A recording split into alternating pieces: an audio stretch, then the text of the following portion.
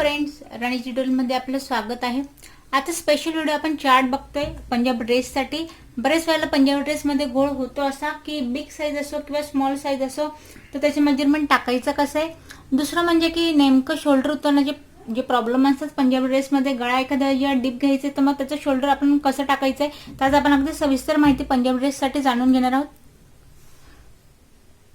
इथे मी card sheet paper घेतलाय। आधी आपण याच्यावरती कटिंग बघणार आहोत साईज वाईज। जे नवीन शिकणार आहेत स्पेशली त्यांच्यासाठी सांगेन।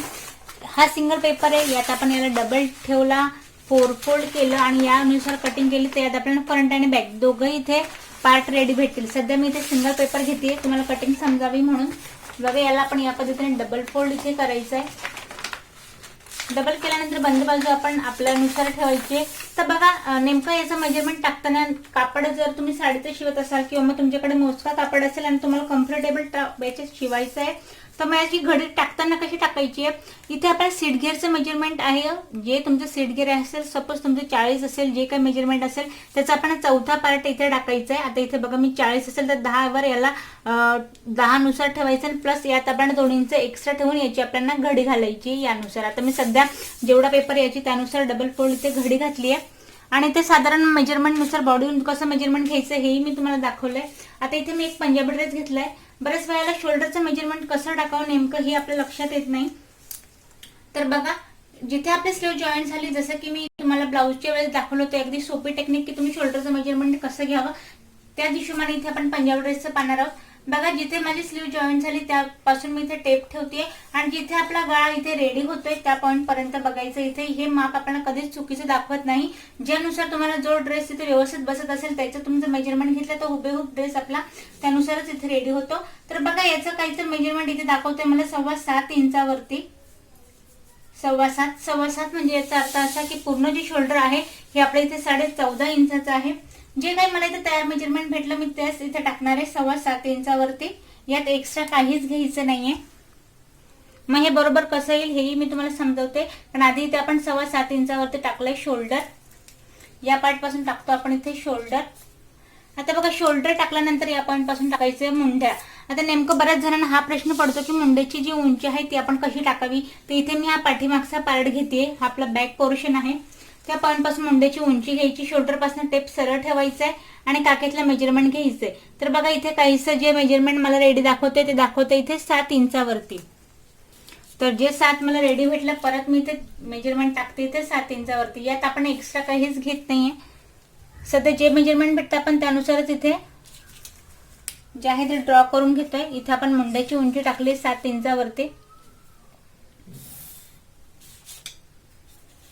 आता या पॉइंट पासून परत आपल्याला टाकायचं चेस्टचं मेजरमेंट। मग चेस्टचं मेजरमेंट कसं टाकावं, बऱ्याच वेळेला एखाद्या वेळेला जे नवीन शिकतात त्यांनी बॉडी मेजरमेंट घेतल्यानुसार सुद्धा समजत नाही की याचं मेजरमेंट कसं टाकावं। त्यात जास्त काही मेहनत घ्यायची नाहीये। काखेपासून मेजरमेंट चेस्ट पर्यंत ठेवायचं। हे बघा इथे दाखवते आपल्याला हे 8 इंचावरती। याचा अर्थ असा की पूर्ण जो चेस्ट गिअर आहे तो आपला 32 इंचाचा आहे। पण सध्या या गोष्टीचा विचार न करता जे तुम्हाला इथे मेजरमेंट भेटतंय ते सरळ आपण या पेपरावरती टाकतोय। आता मला 8 भेटलंय तर मी 8 वरती इथे पॉइंट करतेय आणि मार्जिंग साठी यात आपण हवं तर तुम्ही 1.5 घ्या किंवा मग 2 घ्या। इथे मी 1.5 इंच घेतेय।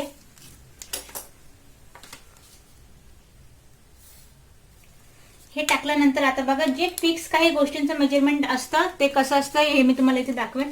बघा या पॉइंट पासून आपण टाकायची मुंड्याची राऊंड शेप सर्कल मध्ये। तो बघा बऱ्याच वेळेला पाठीमागे फुगा येतो किंवा मग गुढी येते, तर याचं मी तुम्हाला डिझाईन सांगेन।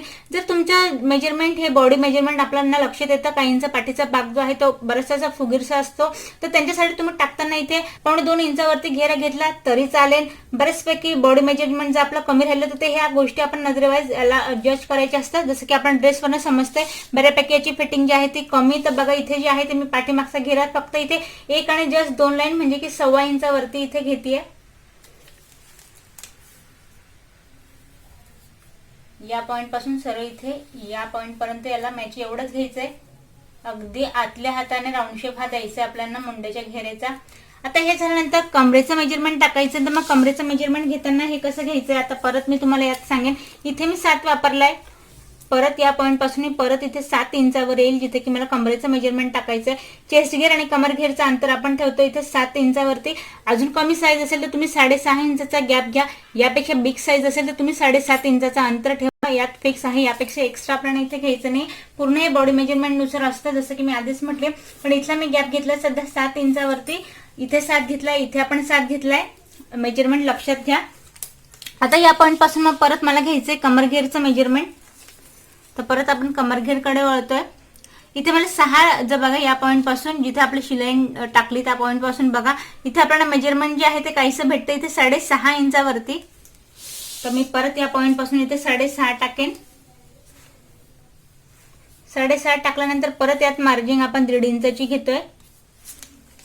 दोघंही जे लाईन आहेत ते आपण व्यवस्थित ड्रॉ करून, जेणेकरून फिक्स वाला मेजरमेंट आणि एक्स्ट्रा जे घेतले ते आपल्या लक्षात येईल. बऱ्याच वेळेला ब्लाऊज म्हणा किंवा ड्रेस म्हणा आपण ड्रॉ करताना व्यवस्थित ड्रॉ करतो कटिंग करताना, पण फिटिंग मध्ये 100% ब्लाऊज हे चुकून जातं. बऱ्याच वेळेला कटिंग करूनही फारसा उपयोग होत नाही. त्यामुळे फिटिंगचं आहे हे सुद्धा महत्वाचं आहे. ते मी तुम्हाला तसं शिकवेन, फिटिंग याची कशी टाकायची. ब्लाऊजचं जसं माझे बरेचसे व्हिडिओ फिटिंग विषयी टाकून झाले.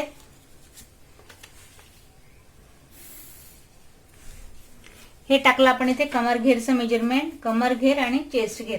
आता बघा हे झाल्यानंतर परत आता अजून एक सोपी टेक्निक, या पॉईंट पासून तर सीट घेरचं अंतर आपल्याला घ्यायचंय परत इथे 7 इंचावरती. या पॉईंट पासून बघा सरळ 7 वरती एक पॉईंट द्यायचा. इथून आपण टाकतोय तर सीट घेरचं मेजरमेंट. इथे सुद्धा 7 वर आलोय आपण. हे एक कॉमन आहे, जे तुम्ही पंजाबी ड्रेस रेडीमेडचं घेत असाल तर हे मी एक कॉमन मेजरमेंट दाखवतोय, जेणेकरून तुम्हाला पटकन याला शिवता येईल.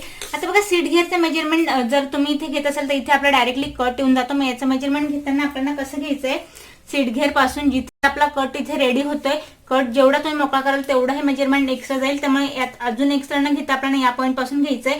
बघा साधारण हे दाखवतोय आपल्याला 8.5 इंचावरती. तर इथे घ्यायचं आपल्याला 8.5चं मेजरमेंट सीट घेर साठी आणि परत त्यात घ्यायचं आपल्याला 1.5 इंचाची मार्जिन.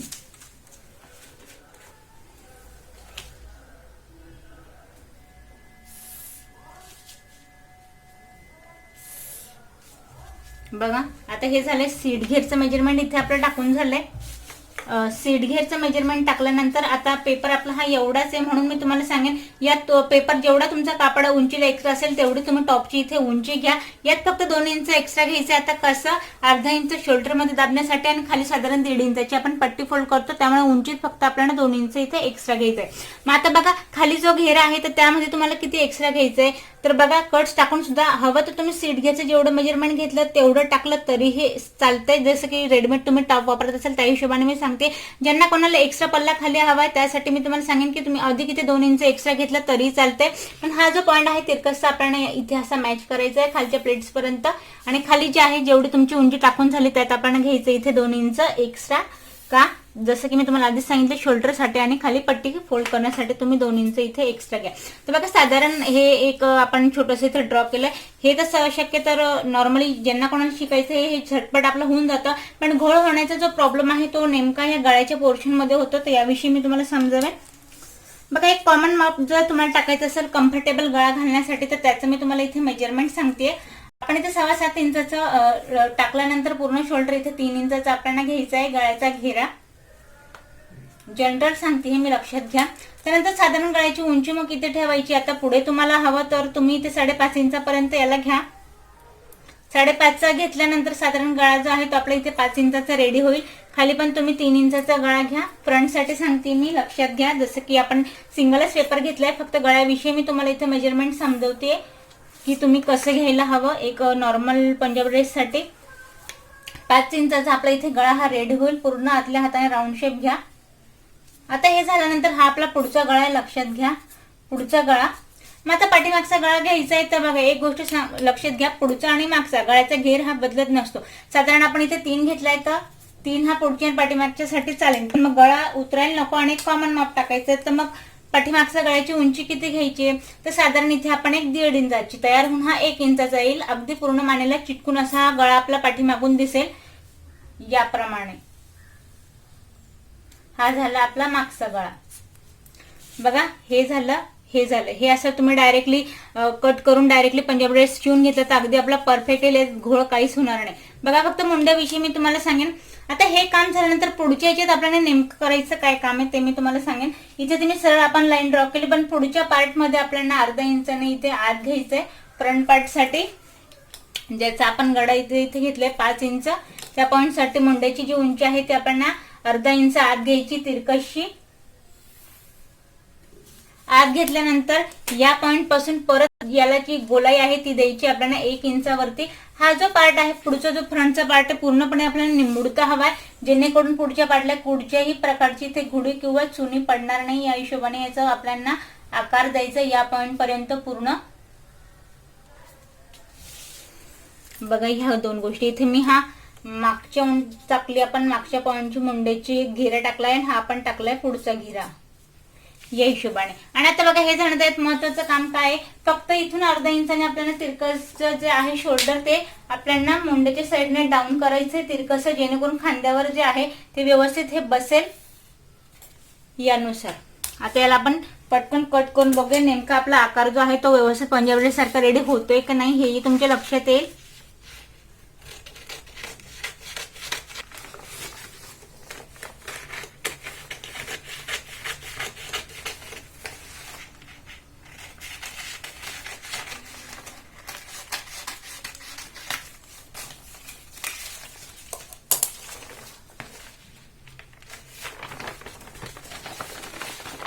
हे बघा या प्रकारे आपला टॉप जो आहे तो होतो. गळ्याची आपण इथे कटिंग करूया.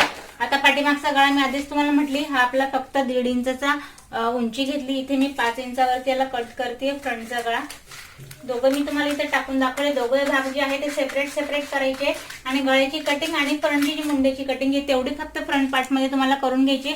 बाकी आहे तसं इथे रेडी होतोय आपला टॉप. बघा यानुसार तुम्ही हवं तर प्रॅक्टिससाठी घरातली जुनी साडी असेल त्यावर हे प्रॅक्टिस करून शिवलं तरी तुमचा ड्रेस कसा येतो यावर मला तुम्ही कमेंट्स करा. या पद्धतीने आपल्याला हे कट करायचं. बघा हे एक मी सिंपल तुम्हाला पेपर कटिंग करून दाखवली. आता यानुसार प्रत्येक साईज साठी गोंधळ होतो की माझी तर ही साईज आहे, मग याच्यासाठी मी नेमकं मेजरमेंट कसं टाकावं, तर त्यासाठीच आपण बघतो इथे शोल्डर चार्ट.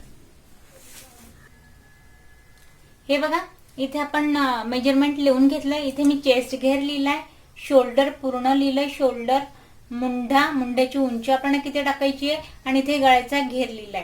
हे बघा चेस्ट घेर 28 ते 30 साईज साठी, शोल्डर 13 इंच, मुंड्यांची उंची घ्यायची आपण इथे 6.5 इंचावरती आणि गळ्याचा घेर जो आहे तो घ्यायचा आपण 2.25 इंचावरती. तर नेमकं हे मेजरमेंट मी असं लिहिलंय. तर मग हे टाकताना आपण नेमकं कसं टाकायचं आधी हेही आपण पाहूया.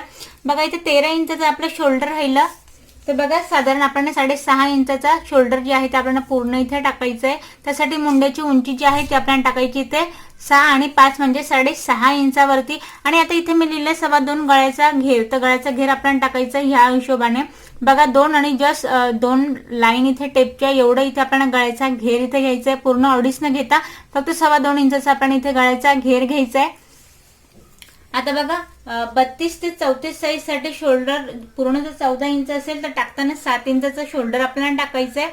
मुंड्याची उंची त्यासाठी घ्यायची आपण 7 इंचावरती आणि 2.5 इंचाचा आपल्याला इथे गळ्याचा घेर घ्यायचा आहे. पूर्ण 2.5. इथे आपण वरती 2.25 इंचाचा गळ्याचा घेर घेतला, इथे आपल्याला पूर्ण 2.5 इंचाचा गळ्याचा घेर घ्यायचा आहे.